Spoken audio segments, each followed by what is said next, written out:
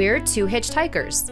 We met while hiking Mount Baldy with mutual friends, wasted no time, got engaged on a frozen alpine lake, got hitched, and have been adventuring together since. We're embarking on a new adventure of living big in a tiny home. Let's see how this goes. Adventure awaits. Previously, we thought we were at the final stage of charging and balancing the lithium batteries to complete our full solar system. But that didn't happen. We're hoping that top balancing fixed the problem. If it didn't, I gotta figure out another way to fix this because we need these batteries to work because I need my refrigerator on all the time. But the season has shifted and it's definitely time to focus on some of the crops. If you recall, we planted some pinto beans, 10 plants to be exact. Now the deer loved the plants, but they left the legumes on the vine, so we let them dry. We ended up doubling our crop. We have now enough to make a tiny burrito.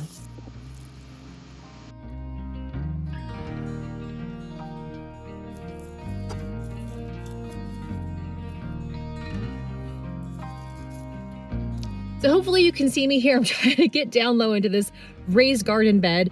This is what we had the potatoes in before. And I amended the soil, prepped it a few weeks ago. And now that we got all of these garlic heads in, it is now time to plant because it is fall and late fall at that. So here I have Persian star garlic planted, and we're planting all of them about 2 inches deep and 4 to 6 inches apart. So right now I am planting a chestnut red. This one right here is an early season variety of garlic, and this is a later season variety of garlic. So we should have a little bit of space in between harvest time for both of these. And these are basically going to overwinter at this point, and we should see some activity in early spring. So these two varieties are hardneck varieties. Now you typically cannot get these at the grocery store. Hardneck varieties you have to special order. And they typically just do better for growing, especially when it is a cold winter. Now last time I tried growing the garlic, I just used garlic from the grocery store and it really did start to sprout well, but oftentimes you have issues with pests from the grocery store garlic. So I won't go into detail on that now. This one is special ordered from a seed producer and I'm supposed to have better results. So we'll see come springtime. You can kind of see them in there. You can see the chestnut red a little bit more. Now it's time to cover them up and forget about them until springtime. Oh, forget about it.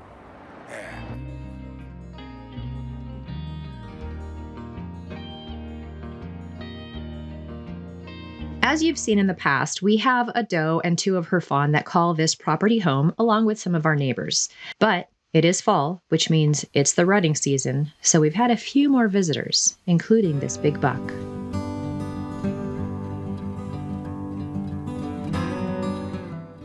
So that right there is the mama and her 2 fawns. And there's the opportunist.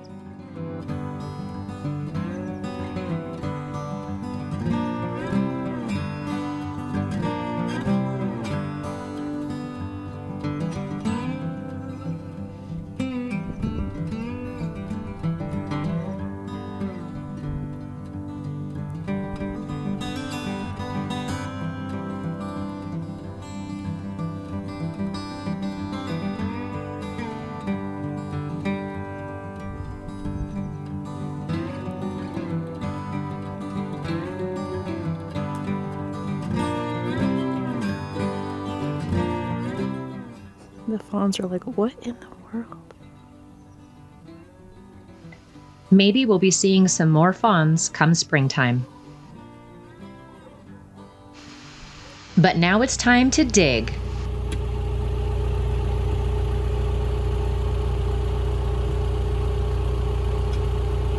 So this is a rock reef here, and in order for the machine to be able to get everything out, he's got to break everything up either by hand or with the jackhammer. So it's a painstaking process.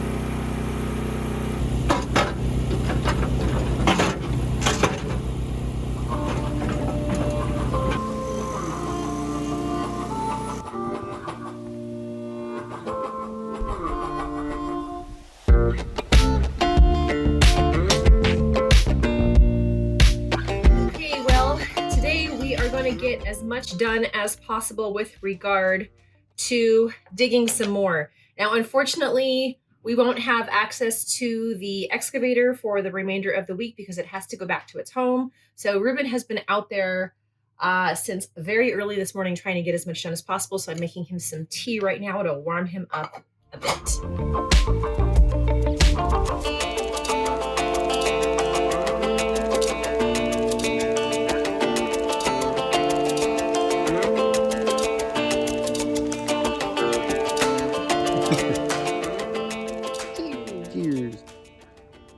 Okay, where do we stand with the batteries? So at this point, we have been going back and forth with the manufacturers trying to figure out how to proceed. We did get a balancer in order to top balance them a little bit better. However, their recommendation is not to implement the balancer until we get the batteries charged a little bit more full. Otherwise, it can start getting unbalanced again. So we have two options at this point. We have been charging very slowly. It's basically like a drip irrigation process where it's just the amount of power that we're drawing. Ruben has turned it down quite significantly so that we're only charging the batteries a tiny little bit at a time, and it's working. We were actually up to 38% last night, and I think this morning we were maybe around 36%. So we have two options. We can continue letting them charge, like basically drip irrigation, very slowly, or he can take the batteries apart, take them to the other side of the property where the shipping containers are, where we have dedicated power. He can rebuild the system over there and charge it properly there, and then bring it back here and put everything together. I just saw the power go out. That means he shut it off. So I think his decision is to go to the shipping containers. The shipping containers themselves, they don't have insulation, so that's why we can't have the batteries over there if it's going to be freezing. But since we're going to be in the 40s and 50s at night for the next few nights, we should be a-okay. So I'm going to go check in with him now. You have decided to take them apart? Yeah. All this work All again. This again and again.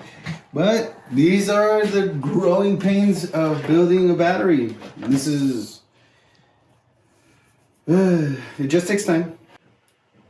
Now, because I'm going to be having this over there, I'm going to put the batteries, the lead acid batteries up here, and it's still going to be connected to all this. So I'm going to change the calibration here from the 16 cells down to the 4 cells, and it's still going to be able to manage the batteries properly and do what needs to be done when it's going to keep them from overcharging and undercharging. And these are going to do their thing over there.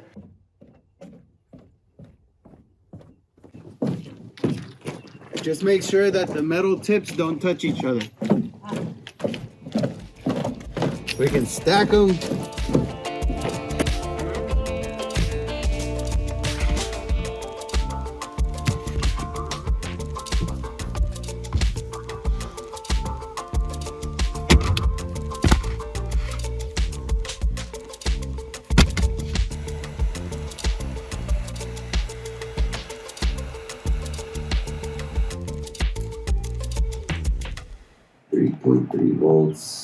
We're using a DC power supply unit that I had for my jewelry making days when I used to electroform and copperplate jewelry.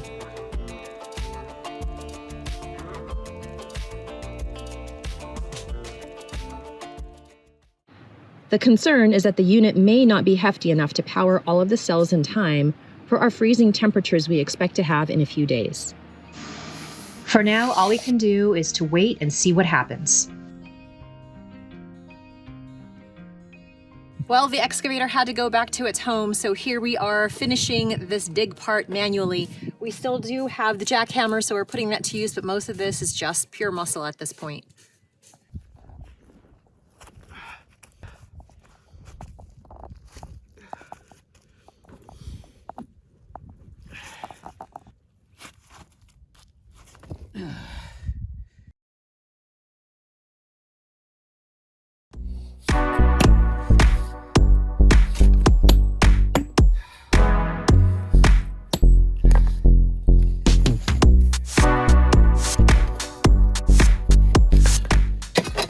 Uh-oh. Yeah. That looks like a job for Superman.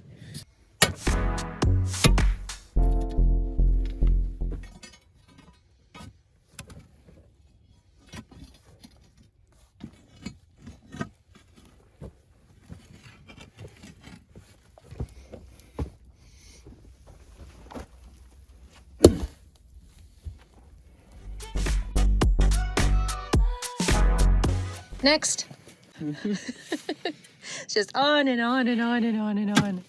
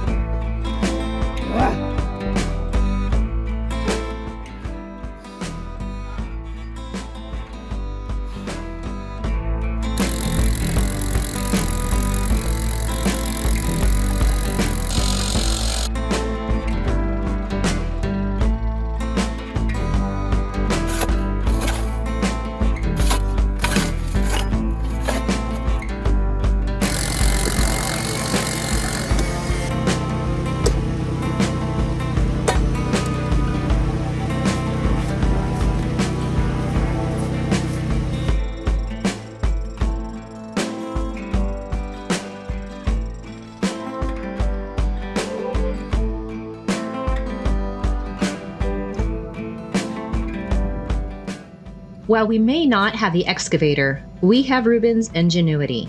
He put the crane to work. At least this helps cut down on the heaviest manual lifting.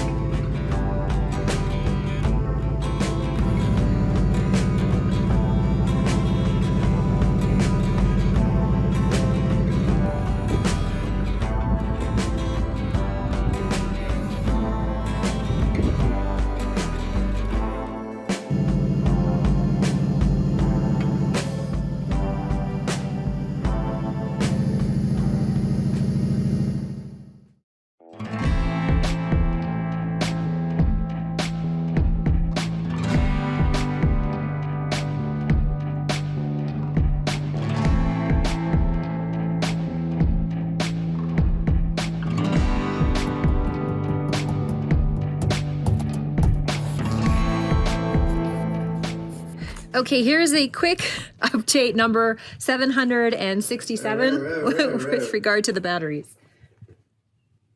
That didn't sound good. We have the batteries, the lithium batteries, back over here now because we could not get them charged over there with the temperature fluctuation. So Ruben was able to get power here to the shed. We didn't get that on any footage at all, but we have power to the shed. So now we were able to move them back over here.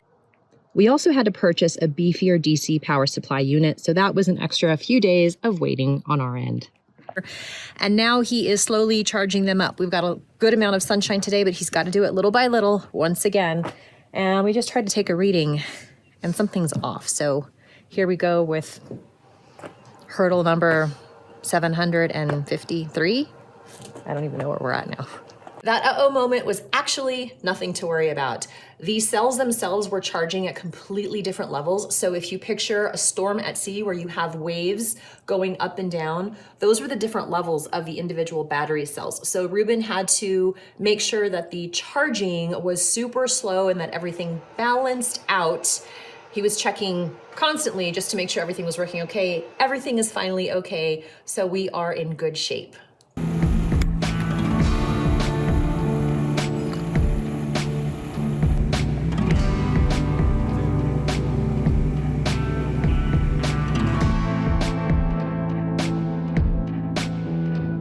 Wait, what? Yeah. They're fully charged? The one bank is fully charged. We are at 3.610 volts. And let's see what we're at with the amperage, because it says right now we're at 2.4 amps. And it's just like, that's such a big deal. Yeah, we're at 2.37, 2.33 amps. The batteries are finally balancing. Yes. Oh my goodness, this is so awesome. It's turned on. It's supposed to turn on now, but it's not. That's the balancer, right? That you were saying you Yeah. think is defective? The thing that I spent good money on. It mean nothing. Return time. Yes, it is. But we're down to 2.2 amps. Once we get down to 0 amps, that's when the batteries are completely top balanced. So do you let this continue running? yeah, it just has to drop down to the 0 amps. From what I understand, everybody waits until it's at less than 1 amp. So once it gets to less than 1 amp, that means that the batteries are no longer absorbing any power. And that means that they're full. I know, right? Mm-hmm. You look like you're covered in cement right now. Really? That's basically what I was making. Cracking up all that rock. Now, the really good news is that we finally, after they ran overnight a little bit longer, Ruben checked this morning and one side of the battery system is completely charged up and ready to go. So before he went to work, he's worked on the other side. So they're in parallel. I'm doing this backwards again. I would not be a good Vanna White. Those are now being charged very, very slowly. So my job today is to monitor what's happening and give him updates throughout the day. We are hoping that maybe in 2 days' time, we'll have a complete battery system ready to hook up to the solar panels to charge our casita 100%, which then means we can get off of these lead acid batteries and they can go back to the trucks that they belong in.